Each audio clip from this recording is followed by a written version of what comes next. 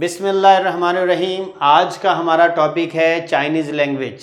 और Chinese language में सबसे पहले एक वर्ड आता है पिनyin चाइनीज़। पिनyin चाइनीज़ क्या है? चाइनीज़ आवाज़ को, चाइनीज़ लैंग्वेज की आवाज़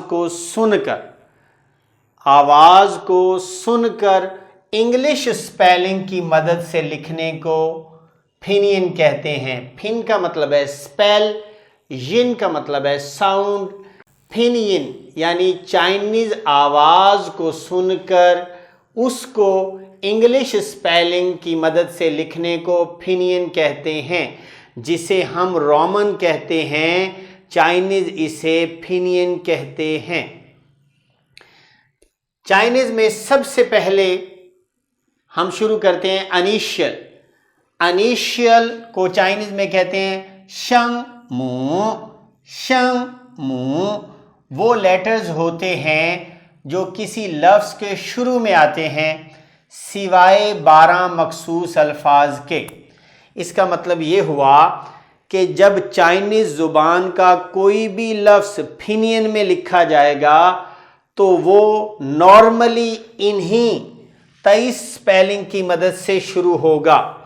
सिर्फ 12 अल्फाज ऐसे हैं जब वो स्टार्ट होते हैं तो उनके अंदर शुरू में इनिशियल के स्पेलिंग नहीं आते, वो डायरेक्टली फाइनल से स्टार्ट होते हैं।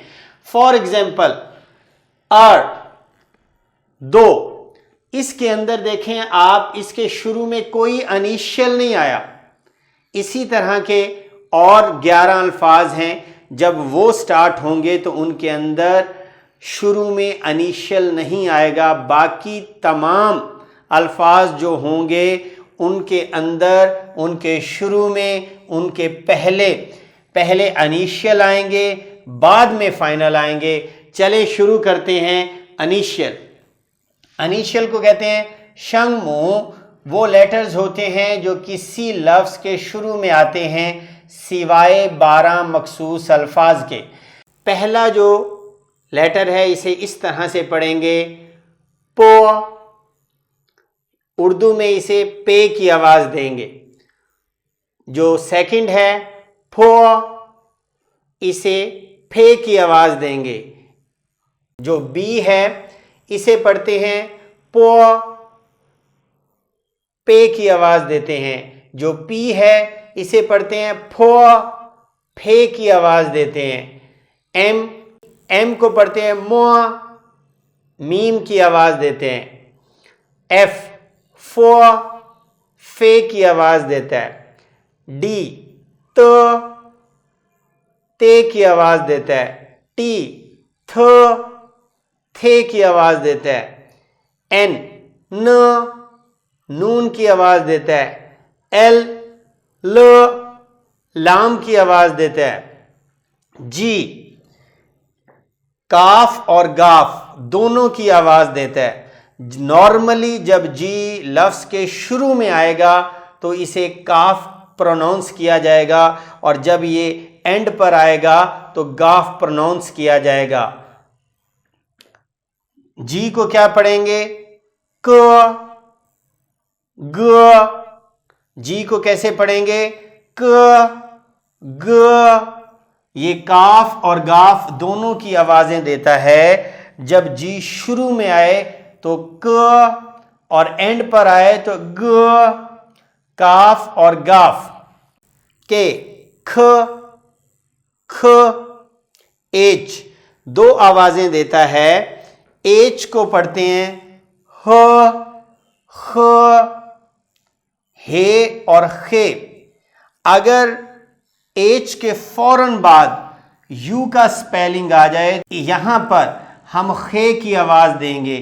अगर एच के फौरन बाद यू का स्पेलिंग ना आए, कोई और स्पेलिंग आए, तो हे की आवाज देंगे। एक ऐसा एक्सेप्शन है, एक्सेप्शन वो होता है जिस पर यह रूल ना लगता हो। अगर एच के फौरन बाद ई है और आगे कोई स्पेलिंग नहीं है, जैसे कि ख पीना और ख और इन दोनों में एच के फौरन बाद ई का स्पेलिंग आया है।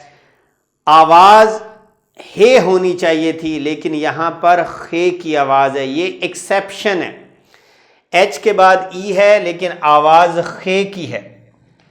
जे, ची, क्यू, छी, एक्स, शी, आर को इस तरह पढ़ रहे हैं जैसे होंठों पे पहले ई मौजूद है और ई से रे की तरफ जाना है। जेड, सी, से और छे का मिक्सचर मिलती जुलती आवाज देगा। स, छ, एस, सीन, स, सीन, वाई, या ये की आवाज देगा, ये अलिफिया। डब्ल्यू, वॉ की आवाज दे रहा है। जेड एच दो कंबाइंड इनिशियल हैं।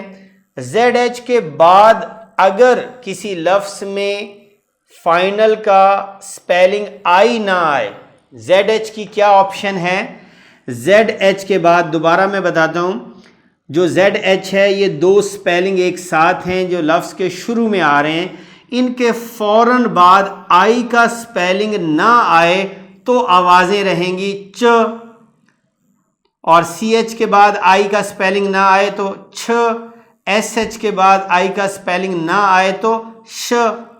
जेड एच, सी एच और एस एच ये तीन ऐसे कंबाइंड इनिशियल हैं जिनकी आवाजें कुछ इस तरह से होंगी। जेड एच च, सी एच छ, एस एच श। अगर जेड एच के बाद फाइनल का लेटर आई आ जाए तो ये आवाजें बदल जाती हैं, और अगर आई ना आए तो आवाजें यूं रहती हैं च, छ, श। जेड एच च, सी एच छ, एस एच श। अगर इनके साथ आखिर में आई आए तो इस तरह बोला जाएगा। जेड एच इनिशियल है और आई एक फाइनल का स्पेलिंग है, वो इसके एंड पे अगर आ जाए तो हम इसे यूं पढ़ेंगे च, सी एच छ, एस एच श। पढ़ेंगे च, छ, श। ये थे हमारे इनिशियल कंप्लीट होते हैं। जैसा कि मैंने आपको बताया था कि एंड पर मैं आपको बताऊंगा वो 12 मखसूस अल्फाज जो बगैर इनिशियल के स्टार्ट होते हैं, वो ये हैं